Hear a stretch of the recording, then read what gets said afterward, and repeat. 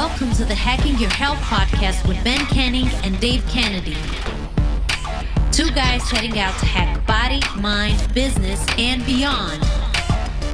We are here to provide a single source, bullshit-free guide to understanding your body and how you can live better for longer.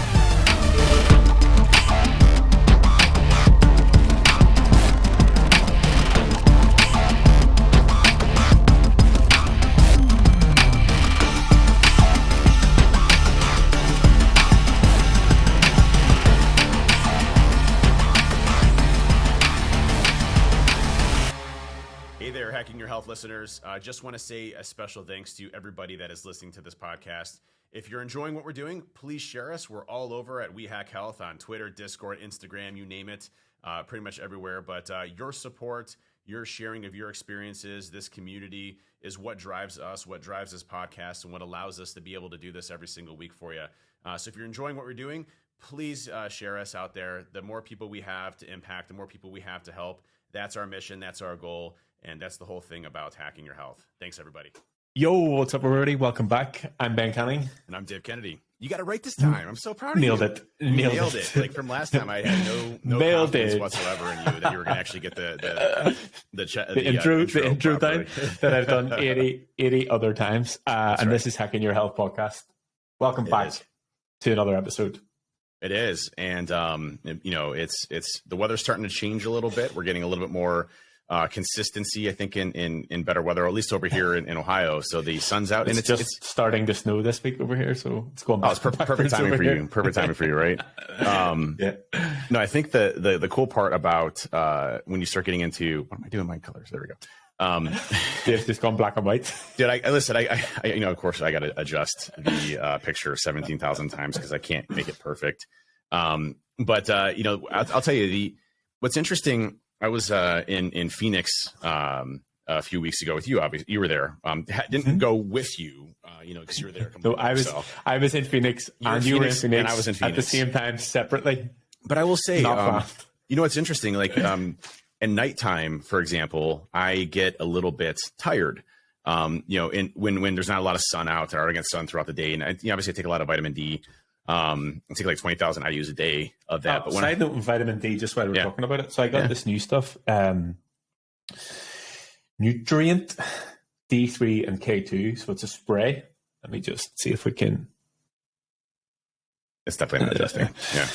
Well, it's a spray anyway. And I got it after that conversation or that podcast that I was listening to, saying everybody needs more vitamin D. So it just sits here in front of me, and I take 10 sprays, which is the equivalent of 10,000 IUs. So there, we're good.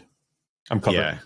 Well, vitamin D is probably one of the most important supplements. We've covered this before in the past, so check out our supplements podcasts we've done before. But I'll tell you, like when I was in Arizona with the weather, it was beautiful. I was like 75 degrees and sunny the entire time.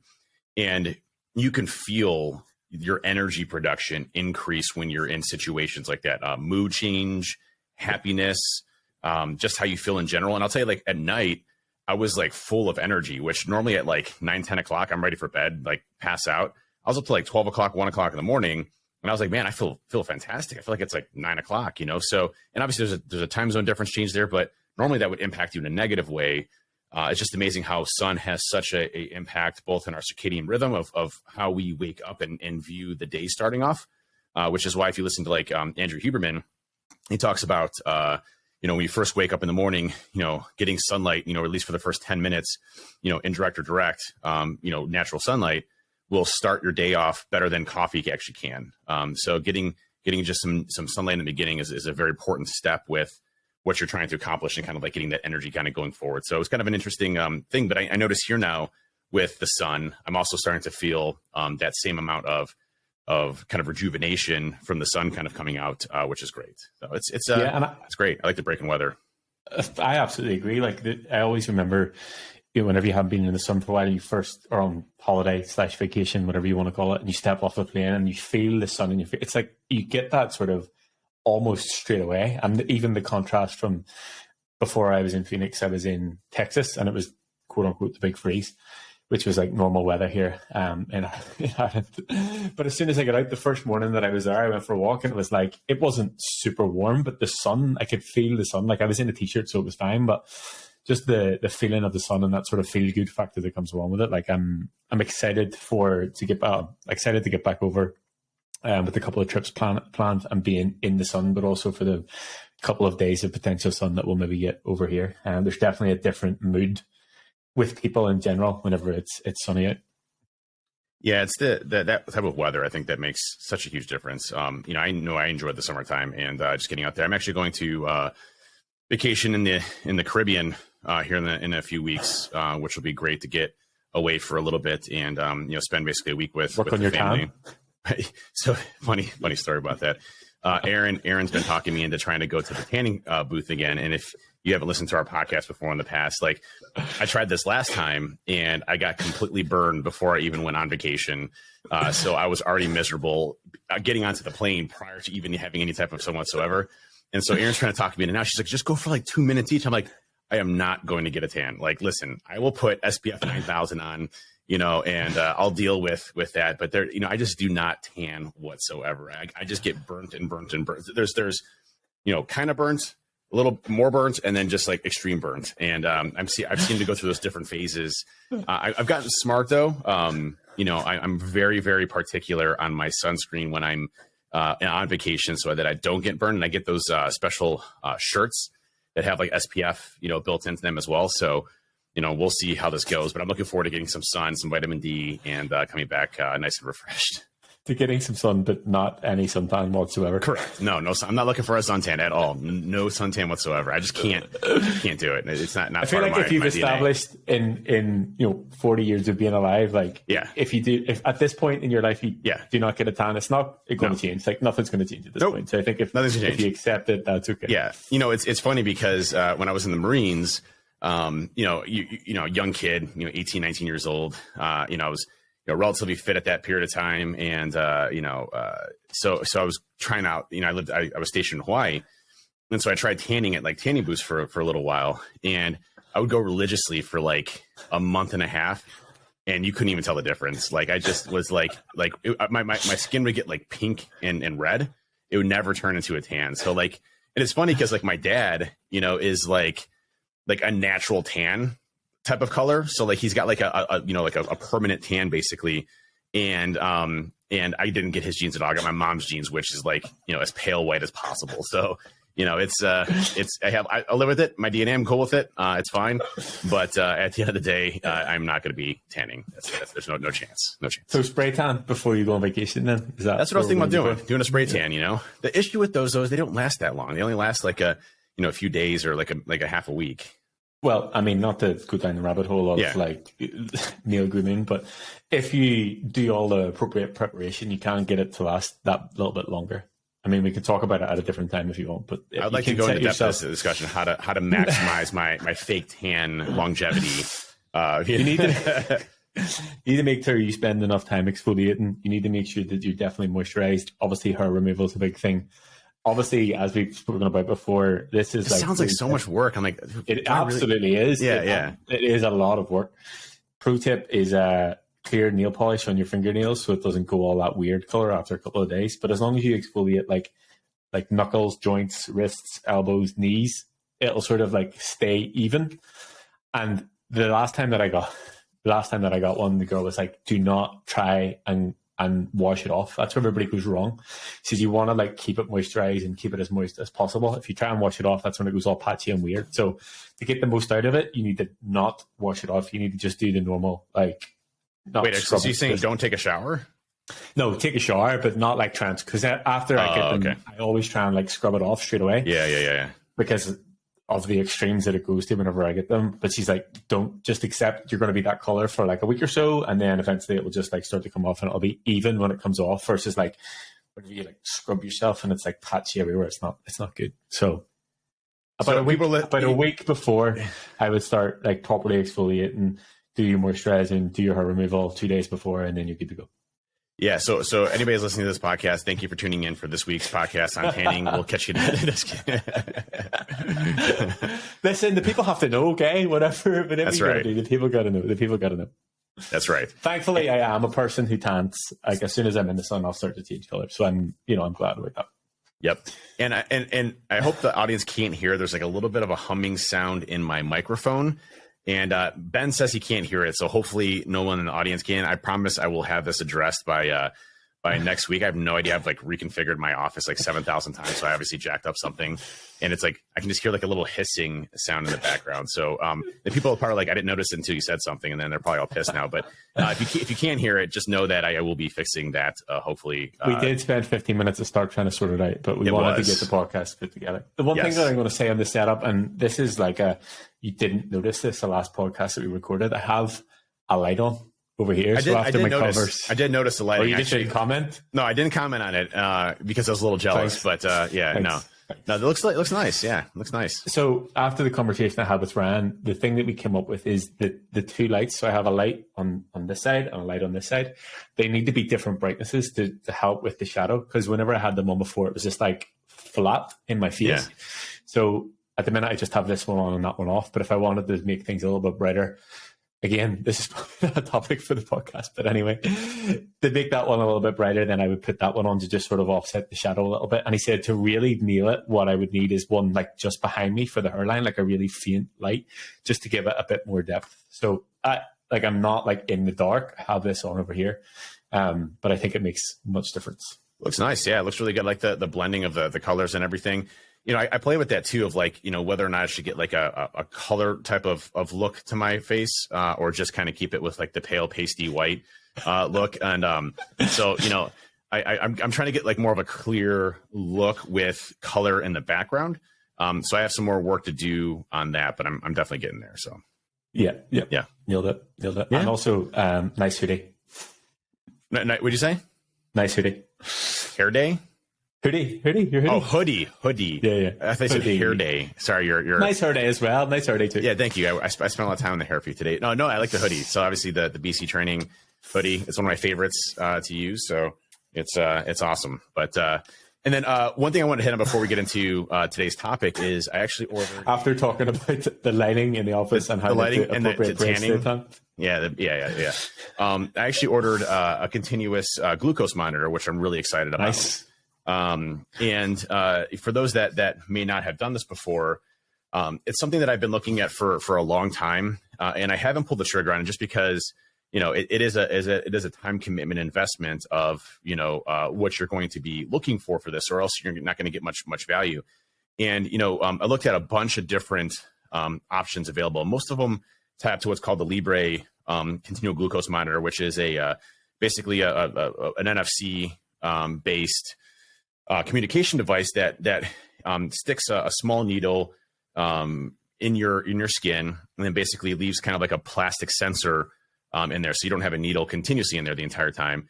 And it looks at glucose levels that attach to the device itself to monitor continual glucose reading levels within your bloodstream. And why that's important, and why I'm looking forward to using it, is that it will help me understand how my body reacts to certain types of foods. And when you look at like glucose spikes or insulin spikes that are occurring, and when glucose kind of spikes in your body, how long does that last from an energy production perspective? And do you see substantial crashes? And there's two things that I'm particularly interested in. One is, do I see a glucose spike with any artificial sweeteners? It seems to be, science-wise, some people have reactions to artificial sweeteners and some people don't. So I'm curious to see if I have any insulin spikes with artificial sweeteners.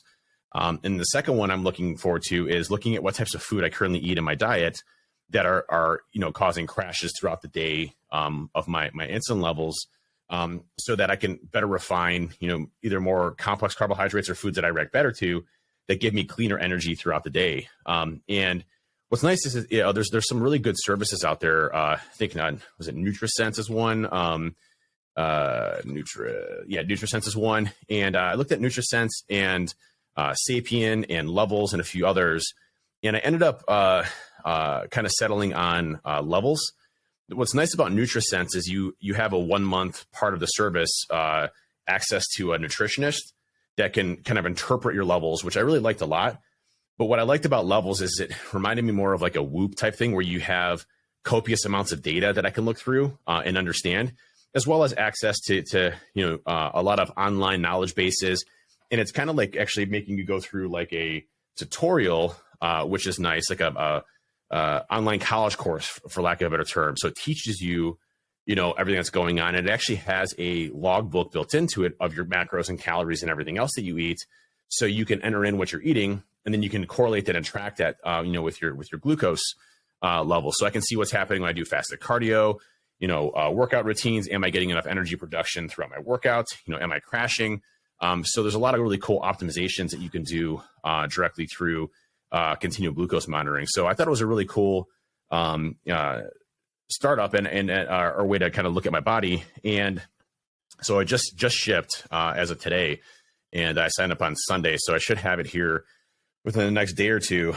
And then basically they say, put together, about 30 to 45 minutes for setup on kind of learning everything. And then from there, start to kind of baseline and then move from there. But it looks pretty cool. I'm really excited about it. And have you done it? I think you've done it before, right? Yeah. It's just while we're on it, is it levelshealth.com? Is that the one? Yes. Yep. Yeah. I'm just going to see if I can get it in the UK here. Yes, I have done it before. Now, I probably didn't utilize it as much as possible because I started to see it as a game. I was like, right, what can I, that's going to spike this as much as possible? Like what high score can I get on this? The time that I did it, I can't remember the name of the brand that I used, but it was like a 2-week trial. And Matt and I did it together. And again, it was that like screenshot of like, oh, I got 13.5, which is not the way to do it or use it at all. But just even having a brief look in that website, it looks like very comprehensive. And as you said, like the education piece around it is cool as well, and sort of getting to understand like that's really dialed into your body and how it responds to certain things. So I'm going to see if I can get it over here, because I'd like to try it too. But yeah, don't try and gamify it. It's not a high score thing by any stretch of the imagination. High score is bad for sure. Yeah, you don't want to see how far you can push your glucose levels as you get there. No, but again, not. Is this something that I absolutely need? Probably not. Is it a way for me to get more data and understand my body a bit more and how I react to food? Yes. Just like you would do DNA testing, macronutrient testing, things that you might have allergies to or inflammation in your body. Those are all important things. And what's interesting, you look at inflammation as an example, and why people talk about gluten and the types of foods that we eat. What's interesting is that inflammation is a natural response in our body. It's really actually a good thing, and that's why we talk about cold plunging and how you don't want to leverage cold plunging right after a workout routine. You typically want to space it out in anywhere between 4 to 6 hours afterwards, or past that, because you don't want to reduce the repair process for muscle hypertrophy or what you're growing. So you might stunt your gains as far as strength training if you do cold plunging directly after workout routines. But inflammatory indicators are an important aspect, because if you have continual inflammatory responses to specific types of food, it could definitely cause some issues in your body as far as recovery, how you feel, digestive, a number of ailments that can continuously happen. So it can be bad, obviously, having continual inflammation. That's why when you look at a lot of these like cleanse diets, while a lot of them are stupid as far as like a long-term weight loss perspective, it actually does help with reducing inflammation. Maybe not, albeit permanently, but temporarily, to give your body kind of a, break, reduce the inflammation, and from there kind of do. That's why I'm a huge fan of turmeric, which I will take. Again, I'm very cautious of when I take it. I won't take within 4 to 6 hours of my lifting criteria, because it is a powerful anti-inflammatory as well as detox antioxidant. So it does help with like liver digestion, things like that, cleaning liver, as well as anti-inflammatory properties. So I do take that quite a bit from an anti-inflammatory perspective, which I've noticed some good stuff with. I take Dose, which I like a lot. It's like a online subscription model where they send you just this bottle, and it's like shots of turmeric and a couple other blends of stuff, and it tastes really good. 0 sugar, 0 artificial sweeteners, and I just take that at night, prior to bed. Nice little anti-inflammatory response, and then kind of go from there. But again, this continual glucose monitoring, at least for me, is just more data about my body, the types of food I'm eating, and can I improve? And what's nice about it is it's a subscription service. So I get to wear it, basically I'll be wearing it for 14 days, which is the maximum level that you typically wear it for. And then, kind of give yourself a break. And then again, another 14 days in another month. And it's like a subscription service that you can continuously use as long as you want to kind of baseline how you're doing. So my goal is, baseline where I'm at today. And make improvements of the types of food that I eat and what I respond better to, and then baseline it again in a month, see what my improvements are, and can I, cheat code it so that I have, high levels of energy throughout the day without any dips or crashes, or at least little variations, to see how I can maximize my performance training, how I can maximize my body and recovery, how I can have consistent energy through the day through the types of foods that I fuel for my body. So I'm really looking forward to, this type of data that can actually push through. First time I've ever done it. So. Yeah, it'll be cool for sure. And just speaking of additional data, I went to get my bloods taken yesterday because it's been, I guess, probably 4 or 5 months since I got it done. And so I was sitting, this is a type of like how my thought process works. So I was sitting there and the girl couldn't get the first vein. So she went here, which is like, was a really random vein to go. She's like, oh, I just can't get it. Have you been drinking this morning? I was like, it's 10 a.m. Like, what do you mean? Like, have I had any tequila? She's like, no, like water. I was like, oh, yeah, definitely have water. She's like, I don't mean, have you been on the drink this morning? But yeah, I'm looking forward to getting those results back because, like I said, it's been a while. And I'm curious, actually. I don't think I've ever got James to review them. So I'm curious to get his insight to the blood panel as well, just to get more data and more sort of ways to optimize things. Yeah, I mean, the blood work for me is such an awesome just indicator of progress, improvements, diet. Are you trending in a good upward or downward trajectory? What can you do to kind of address those? Have you let yourself slip a little bit? It's funny because I had gotten off a review with my doctor recently of blood work, and he's like, "Hey, your blood work just continuously is getting better every single time." He's like, "We can move it every 6 months." I'm like, no. Like we're doing it every 2 months still. I want to continue to know what's going on. Like, I don't want to wait 6 months. I can't wait that long. So he's like, yeah, it makes sense. No problem. You're good. So I like it every 2 months, just to kind of see where I'm at, what my levels are. Can I adjust? And what's interesting, I've noticed, obviously being on TRT or testosterone replacement therapy, that I've had to take less and less and less testosterone, throughout the years that I've been doing this, because my body's naturally starting to produce more and more as I get more and more fit. And that was an interesting part because if you look at testosterone studies, we have something crazy like 70% less testosterone than our grandparents did at our ages at this time, which is not good, right? You don't want to see one of the primary methods for us to maintain muscle mass, which is a direct indicator or a statistic around longevity, bone density, et cetera, being depleted in our bodies, which would equate to why men have lower lifespan than women and things to that effect.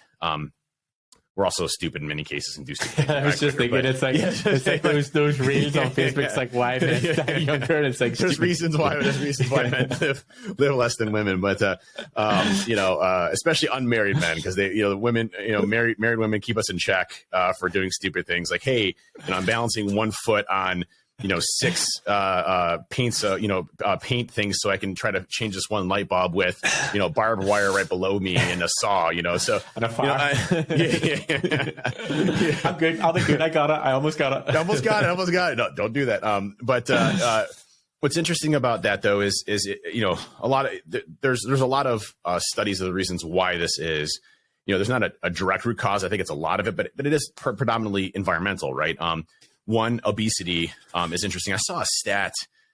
Maybe I got to find it. I'll find it as we're talking. But what's interesting is if you look at our obesity levels, obviously have increased since our grandfathers' age substantially, like massively, right? We're more sedentary. Technology, more jobs that are in front of desks.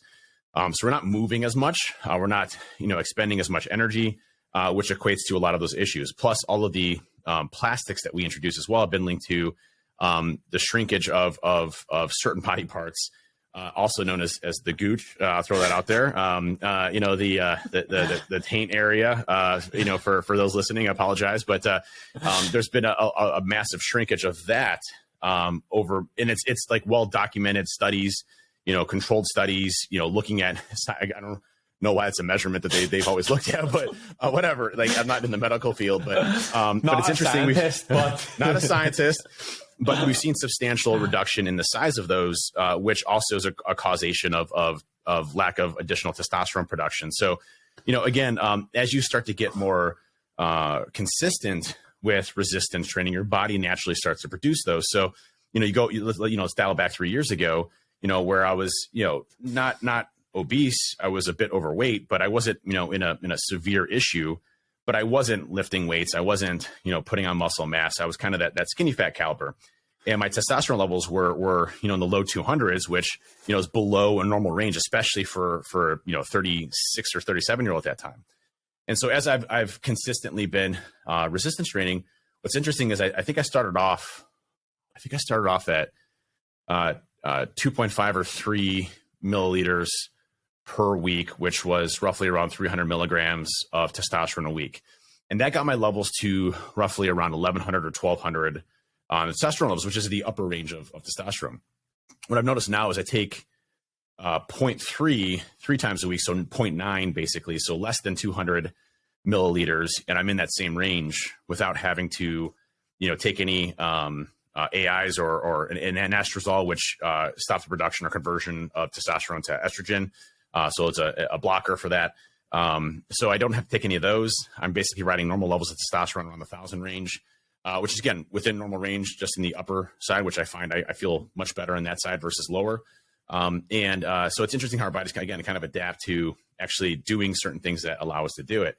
So it's cool because that has definitely helped out quite a bit throughout the years. But that blood work that I've gotten consistently through that has really helped me carve out what I need to focus on, right? Or what I need to shrink, like if I don't need to take as much testosterone, because, I've noticed, because there was one time when I was taking the 3 milliliters, I think one time I was like in the 1800 or 1900 range. I was like, whoa, okay, time to bounce down a bit. This is too much. Yeah, it's too much. So I noticed it too, because I was starting to get like chest acne and stuff like that. And so I really started focusing on, like optimizing my hormonal areas to be within normal ranges. And that's when I noticed that, okay, I need to take a quick pick back and go from there. So, yeah. And you do notice, there are obviously sort of side effects and ways that you will feel on both extremes. Like if it's super low, you'll feel a certain way. And if it's way over above, you'll definitely feel a certain way as well. And that's why it is important. And essentially, I guess, like full disclosure, the past couple of weeks I've sort of been like unable to focus properly on things, and I like felt tired in the evenings. I thought it was just coming back from Phoenix and like maybe jet lag or whatever else.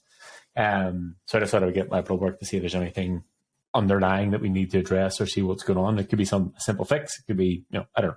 We'll see. I guess probably by the time we record the next podcast, I'll probably have the results so we can go through it together. Awesome. Yeah, I look forward to hearing from that. And I did find the quote that I was looking for, and this is from Dr. James Dinnick.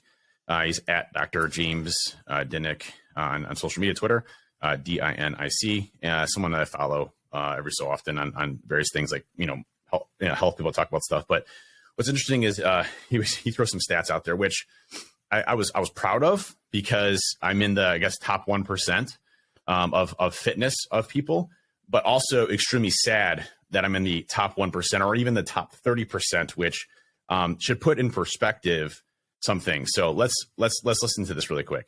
If you're over 30 and you don't have a huge belly, you're in the top 10% of fitness. Think about that. If you don't do anything and you don't have a huge belly and you're over 30, you're in the top 10% of people in fitness. Is this US or worldwide? US. Yeah. This is horrible. Yeah. Horrible. If you don't do anything and you're sedentary and you're living an unhealthy lifestyle, but you don't have a belly, you're in the top 10% of physical physique and fitness in You're the US. fitter than 90% of the rest of the US. If you strength train, also, you're in the top 5%. Okay. So if you do any type of strength training, you're in the top 5% of people in the United States. So shout out to everybody who's listening, who does strength training, you are literally fitter in the 95% of the population of the US. Yes, 100%. And then if you sprinkle in some cardio, okay, so if you do resistance training and sprinkle in a little bit of cardio, you're in the top 1% of the of physical fitness within the United States of America. Holy shit. So be proud of what you're doing. He says, be proud of what you're doing. You're out there crushing it if you're doing some of those things, which is, absolutely mind-boggling if you think about it. I mean, it just shows you how sedentary we are as a society. And this is, this is obviously a global issue. This isn't just the United States, but it's absolutely alarming to think that if you don't have a gut, you're in the top 10%. Like that's an indicator of being in the top 10%, right? If you Shout do out to resistance everybody training, who right now is looking at themselves being like, fuck yeah. and he says huge belly, by the way. So if you have a little bit of belly, that's fine. You're good. You're in the top 10%. But the 5% and the 1%, like that's mind boggling. Like if you're doing, getting your steps in, that's cardio. Okay. And if you're doing resistance training once a week, you're in the top 1% of physical physique and fitness in the United States. Crazy. So what you're saying is it makes you feel good because you're in that top 1%, but it makes you feel bad for the 99% of the people who are not doing that stuff. Absolutely. And that brings us into the awesome subject of today and why I started off with this. Look at that. I had this all planned out. It was so good. Like this transition, Spray tans again? Good. We're not talking about spray tans, but we're going to parlay into our main topic of today, which is, and I'm going to say something controversial that is going to start a fight between Ben and I. So one of Ben's pillars is discipline, right? Is that correct? Yeah. I would say consistency trumps discipline. I would say consistency is more of a pillar than discipline is. Do those two things not go hand in hand? They can, absolutely. But I think discipline is one thing, right? Having the discipline. Let's have the conversation. So what do you think discipline is and what do you think consistency is? 100%. Okay. So for me, discipline is being able to put myself in the right mindset to go and perform at the gym. Discipline is being able to sit there and impact nutrition, for example, having the discipline to say, like yesterday, I went to the Cavs game and ton of garbage food, cake and, ice cream and cookies and things like that. I did have a small cookie that was like this big. It was a sugar cookie, about 150 calories, which I knew I was going to go and eat. Right. But the rest of it was all meat in proportion. Right. So I ate, they had some grilled chicken there. They had some beef. I had that. And that was my main focus of when I went in there, right? So the nutritional discipline, I think discipline applies to looking at how you get to the objectives that you need to, because you have the mental discipline to not eat a cake or eat a whole cake or eat just 2 slices of pizza versus 30 pizzas, right? But I think consistency is a little bit different in the sense that you have to, for example, the gym, right? There are times where I don't have the mental discipline, but I still have consistency to go to the gym, right? I force myself to go to the gym, which you could argue is potentially discipline, right? But I don't have the discipline to go all out because I'm just feeling like shit that day, or I don't feel like I'm doing the right thing. So I feel like consistency is more so of a repetitive process that you go through. And I think this applies very specifically to the programs that you put yourself into as well, that allows you to be successful long-term, because the consistency, ultimately doing the same thing over and over and over again, is going to allow you to be who you want to be. Okay. So I agree in the importance of consistency, because I feel like that's essentially what I see people lack the most. So I have conversations day in, day out. Like I have as many as you can imagine, conversations in a week with different people, signing up, not signing up, just people who are interested and want to have conversations. And the thing that I hear the most is they try something and then they fall off the wagon and they don't do it for 4, 5, 6 a year, 10, whatever it is. And that is where it's lacking the consistency. And it's not even that, in my opinion, they didn't necessarily maybe need to do all of the things that they were doing when they were quote unquote on the wagon. But if they still continue to do some of the things, they would be in a much better position than they are in the conversations that I'm having. So even if it is a case of, they maybe didn't train 5 times a week, they only trained 3 times a week, they didn't even do weight and resistance training, but they were still able to manage their nutrition or keep their steps up or whatever else. If they had been consistent in those things, instead of it being like fully 100% all in, ticking every single box or 0, I think that they would be much better positioned. I would say that you definitely need to have both. And I don't know if I can, I have to think about it. We'll talk about it in the next podcast, but I don't know if I can separate the two, because for me, discipline is like essentially me being in charge. So like, you've heard me talk about the chimp paradox and your chimp versus your computer, like your human side of the brain. Like it's being able to control that. And as you said, it's being able to go and just have one slice of cake or one cookie and not just eat like a complete asshole because the stuff's in front of you. Or it's the discipline to being able to sit here and know, okay, right, at 12 o'clock, I have to go and go training and that's it. It's like, that is the time, rather than letting other things control you or external sources control you or whatever else. Or whether I haven't actually spoken about this. My latest thing is I'm trying to break up with my phone. So if anybody's like not getting responses as quickly as possible from me. By the way, I've noticed that you haven't been messaging me as much. By the way, my screen time, because you lifted with Helmy today, and I don't even know how it went with Helmy today. Like you didn't complain about it was legs day. You didn't complain about legs day or anything like that. Well, number one, there's no phones. There's no phones in Helmy's gym. So like if I'm training with Helmy, there is no communication. I don't touch my phone. Number two, I'm trying to break up my phone. So my screen time last week was down 37% than the week before. And the reason that I'm doing it is because I have talked a lot about like procrastination and productivity and blah, blah, blah, and reading the books and whatever else. And I thought the simplest way that I can do this is just sack my phone off because it's the biggest distraction. So long story short, for me, discipline is being able to like have that automatic reaction of going to lift my phone and stopping myself and saying, no, I'm not doing that. Do you know what I mean? Like being able to have those conversations with yourself and make those decisions for yourself and do the things. I think Jocko's is doing the shit that you said you were going to do, even on the days that you don't want to do it. So that I don't necessarily know if I have a clear separation of the two things. Anybody who's listening, drop it in the comments, tweet us, whatever, what they think each, the differences or what they think, how they can separate the two. Because I'm not disagreeing. I just don't know if I can fully separate discipline and consistency. No, and listen, I can fully respect that too. And I do look at discipline and consistency playing hand in hand roles in a lot of things, right? I think do they go together like me and you? I mean, they couldn't have this podcast with just one of us. Do you know what I mean? They need both of us. No, if you actually notice, my whole life when I've been on podcasts, it has been with a group of people because there's no way I would ever be able to be accountable for my own actions and schedule something like this in a regular basis. That's actually being total tangent. Like I was talking to Matt about it a couple of weeks ago. And I was like, I can't believe I've done like 75 episodes. And he was like, I can't believe it either. I was like, truthfully, if it wasn't for Dave showing up every single week and me knowing I have that appointment to get it done, there's no way I would be this far into this. There's no chance. No.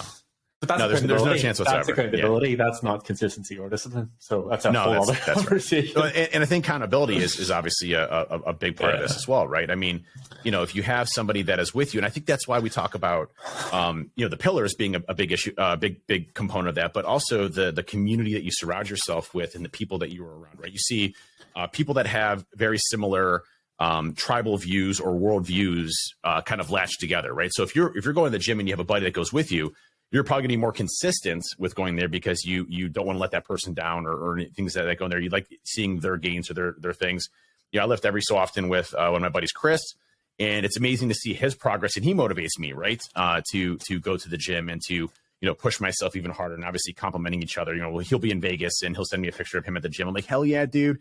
Let's see the the tricep right there, the tricep muscle right there, whatever. So we motivate each other as part of that, as part of our kind of a tribal worldview that we have together. The same thing from a consistency perspective. I think, if you're just always dreading ass all the time and your mindset isn't there, i.e. the discipline aspect, right? Are you really going to have consistency because you're going to hate doing this all the time? So I do think they're all interchangeable and relatable in many ways and very, very cohesive together. I'm just saying that if you were to take discipline and apply that, maybe consistency comes as part of that, okay? Or maybe it doesn't. But I think consistency of the ability to do something over and over and over and over and over and over again when you don't want to, essentially trumps almost every aspect of this fitness journey, because at the end of the day, it's not discipline that gets us there. It's the consistency that gets us there. But I think you have to have discipline to have consistency. So let's listen to Jocko really quick here. I got a small thing I want to play from Jocko really quick. Let's Jocko's just joining us 1 second. So Jocko's actually going to prove me right on this, and I already had it ahead of time, and I was just baiting Ben into this. But no, just kidding. It's a motivational thing from Jocko that I really appreciate. I'm going to see Jocko at the start of April, and I will FaceTime you, and we will have this conversation with you. Well, sounds good. And I also do recommend, there is a motivational piece that Jocko talks about. They were doing a Q&A forum, and on their podcast. And if you look up how to stay focused with Jocko Willink, it's only like a 4-minute blurb. I heavily recommend taking a look at it because Jocko he actually reads Shakespeare, which I thought was really cool. And it talks about, how you do things that you don't want to do in order to have a better outcome in the future. And it was a really good, I think, 3 or 4 minutes of just listen of perspective of things, right? And I think this will kind of frame where I'm going with here. So let's listen really quick. Those days when I'm tired or worn out or just basically sick of the grind, what do I do on those days? I go anyways. I get it done, even if I'm just going through the motions. I go through the motions. Short blurb, right? Such a great voice. It does. He's so good. He's so good.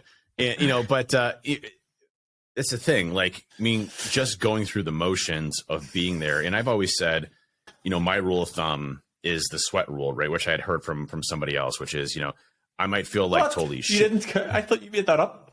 I thought that was your thing. I think I heard it from somebody else. I mean, I totally created it. It's my idea. And so, what's interesting with that is, what I was trying to say with that was when you look at like the sweat rule for me, it's knowing that there's going to be days where I just don't want to go. I don't feel like going. I'm going to be lazy, but I still go. And my rule is that if I break a sweat, like I'm sweating a little bit, and I still feel like total garbage or shit, then I will leave the gym, okay? Or leave Orange Theory. And there has not been one time where I've not completed. And it's interesting. Days. There's 0 days where that's happened. And I do think discipline actually plays a big role in that, right? Because when I'm there, it's like, well, I'm already out of bed. I'm already ready to go. I'm already got my pre-workout in, which, is awesome. And then, I'm already at the spot. Is it really, even if I don't get the max effort today, I'm still doing something that makes it legitimate. And I think that's the most important part about it is, getting there and doing it and being consistent with what you're doing and knowing that you're not going to always have the best PR day. You're not going to always feel the greatest. There might be shit going on in your life, or you got bad sleep, or you didn't recover, as good as you possibly could have, or, you drank alcohol the night before, you ate like total garbage, a couple days before, and you're just kind of bouncing back into it. But, again, where you start losing yourself is when you don't stay consistent. And we can have bad days. We can skip a lift day, which I don't recommend. But you can also, bounce right back onto that. And I think where I see everybody hitting their main problems are when they miss a day, they miss 2 days, they miss 3 days, and they justify in their minds. There is no justification in your mind. Like if you miss a day, you should feel like shit, with yourself, because that's a promise you made to yourself about staying consistent, that you just let yourself down. Now, again, I know there's things that happen, maybe it was an insanely busy day and you just couldn't get it in, right? But there is no excuse. Get it in. Go and get it done. There's no reason why you can't go and do it. So if you miss one day, feel like shit. Pound yourself and say that was stupid. I mean, I can't believe I missed a day. And go back in the gym the next day and make sure that doesn't happen again. And so I think it's the discipline there, okay? But the we need consistency someone, that's so really somebody important. who's listening, can they take that soundbite that you've just said and play a piano in the background, just like we've listened to Jocko, so that other people can use that moving forward? I think the thing for me, and I don't remember if this is the exact quote or why I heard it, but essentially it is, if you want an easy life, do hard things today. If you want a hard life, do easy things today. And that is applicable beyond like just training and managing nutrition, whether it's business, whether it's having hard conversations, whether it's managing finances, whatever it is. Like if you do the hard things today, you will have it easier down the line. And the thing for me is, and I do have these conversations with myself. I'm like sitting like, right, I got to do this work thing. And I'm like, I could just go and, play Call of Duty with Matt for an hour. Like it'd be fine. I'll do it tomorrow.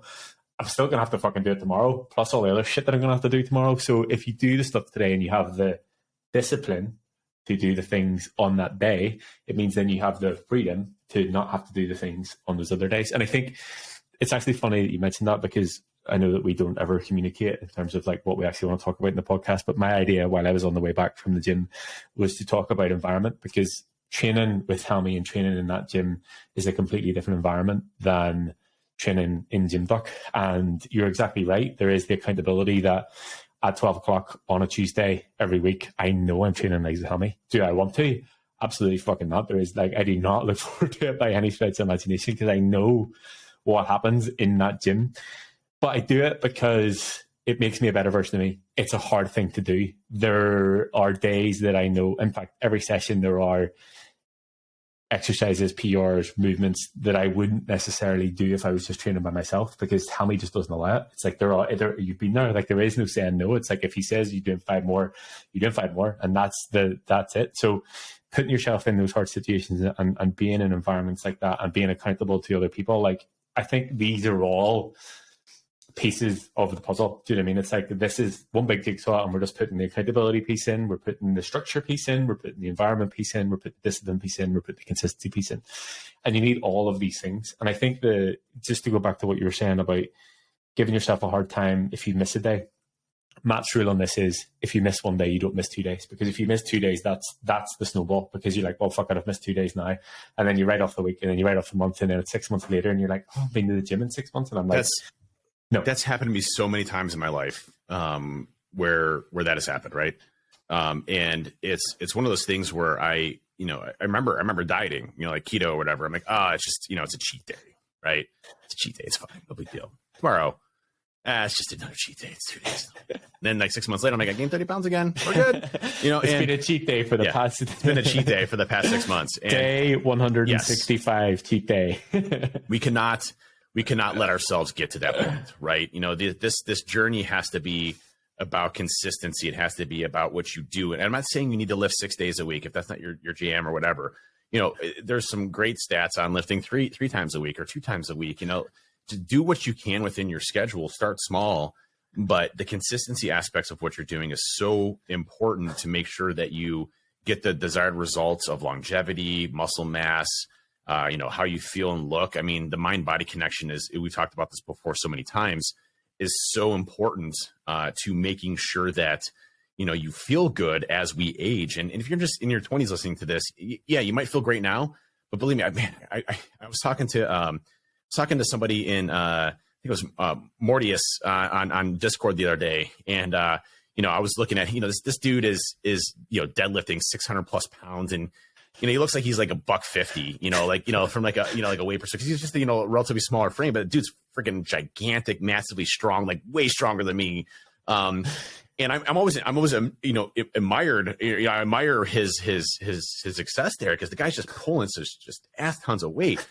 And he was talking about how I was looking. And I posted one of my progress pictures and talking about how I was looking, really cut and jacked or whatever. I'm like, I really appreciate it. I was just thinking the other day, what if I had started lifting in my 20s? He's like, oh my God, I think about this all the time. I'm like, yeah, if I could just lift in my 20s and I knew what I knew now, could you imagine how jacked I would be, at this point in time? Like, this would be incredible, right? And, you look at that and say, like, so regardless of what age you're starting, and this has been shown in so many different research-controlled studies in the past, if you just start lifting now and you're in your 50s or your 60s or your 70s, you will receive health benefits immediately as you start to do them. So it doesn't matter when you're starting. I would love to have started in my 20s, but I didn't. And I started in my late 30s.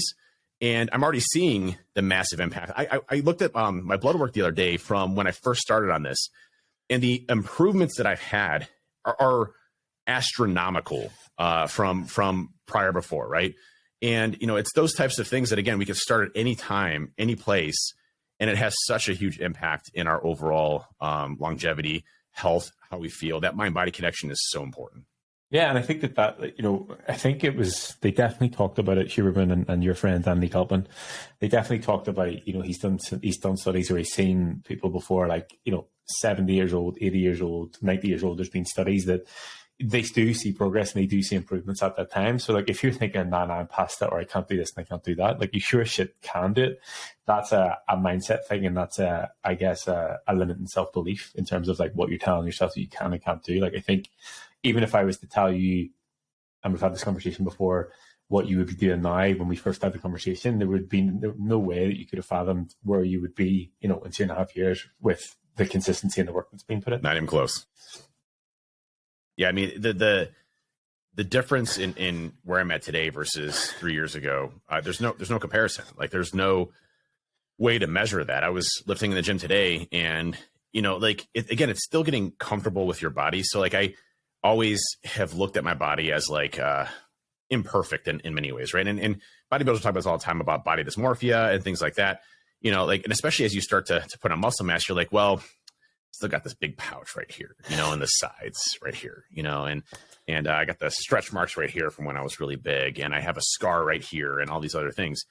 But I'll tell you, I really starting to feel comfortable, pretty much all the time with my shirt off, especially as I'm lifting, obviously in my own gym. I'm not sitting there, going naked in a normal gym or whatever. But, it's one of those things where, as you start to gain a success of this, your confidence moves up, how you feel moves up, your overall, not just aesthetics, but, how you feel about yourself and the energy levels that you have for yourself. I mean, I have a consistent, set of energy throughout the entire day, in almost every aspect. So like I have high energy pretty much across the board, my mental clarity across the board.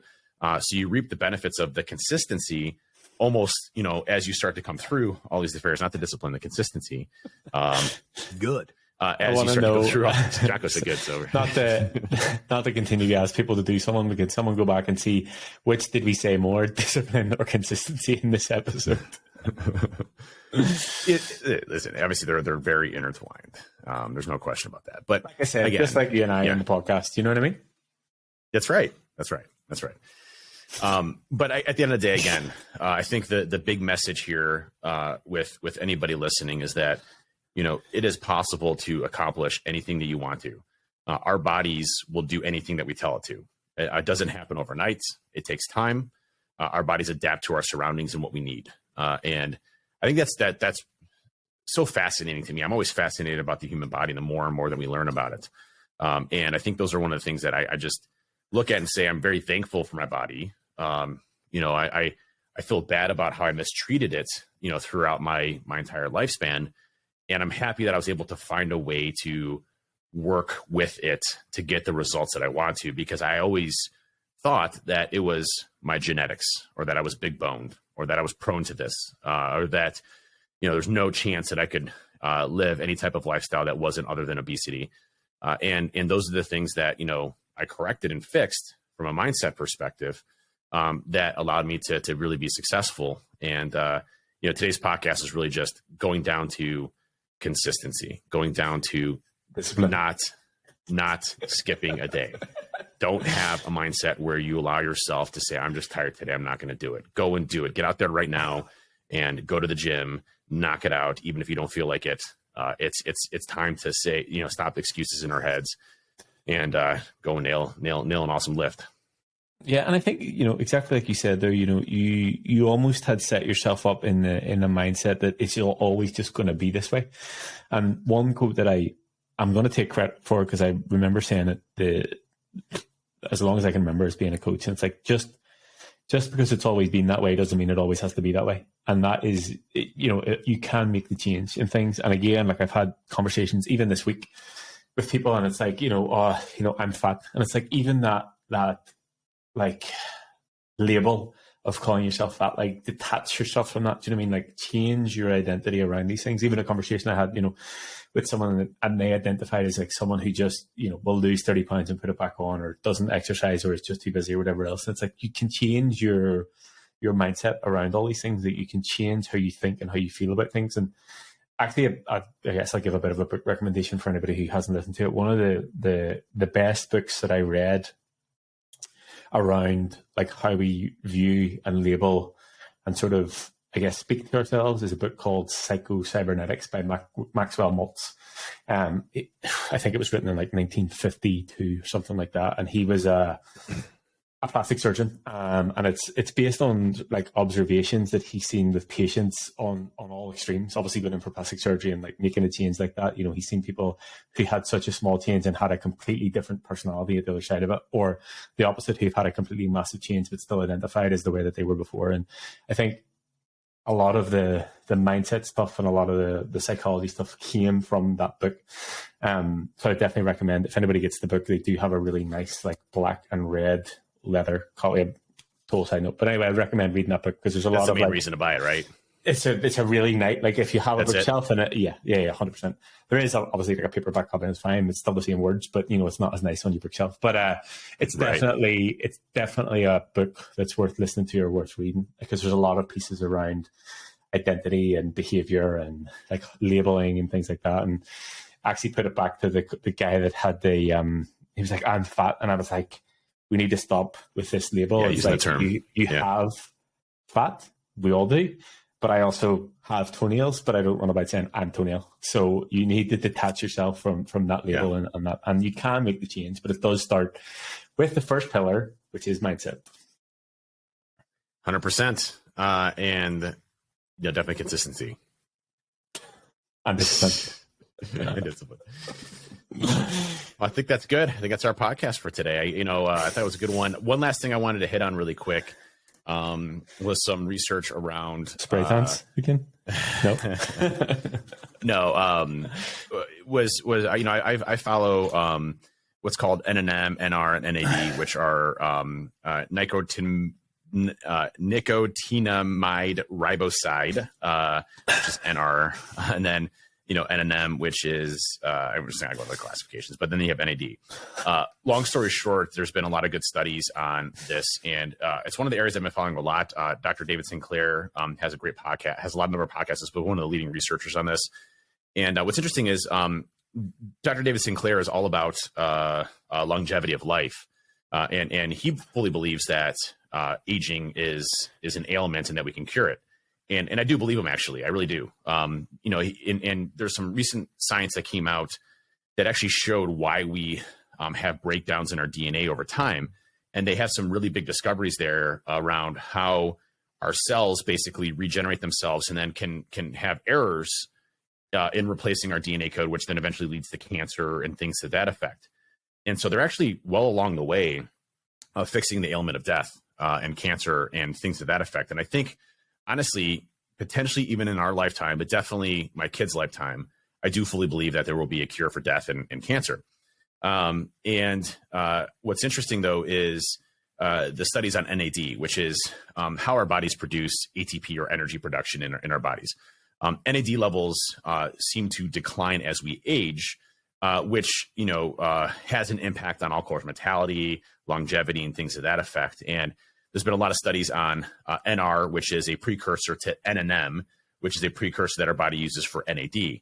And so there's a lot of supplements out there right now around NR and NNM that you can purchase, but it was still not relatively well studied as far as does it actually bypass the blood-brain barrier to where you can actually reap those benefits and increase NAD production in the brain.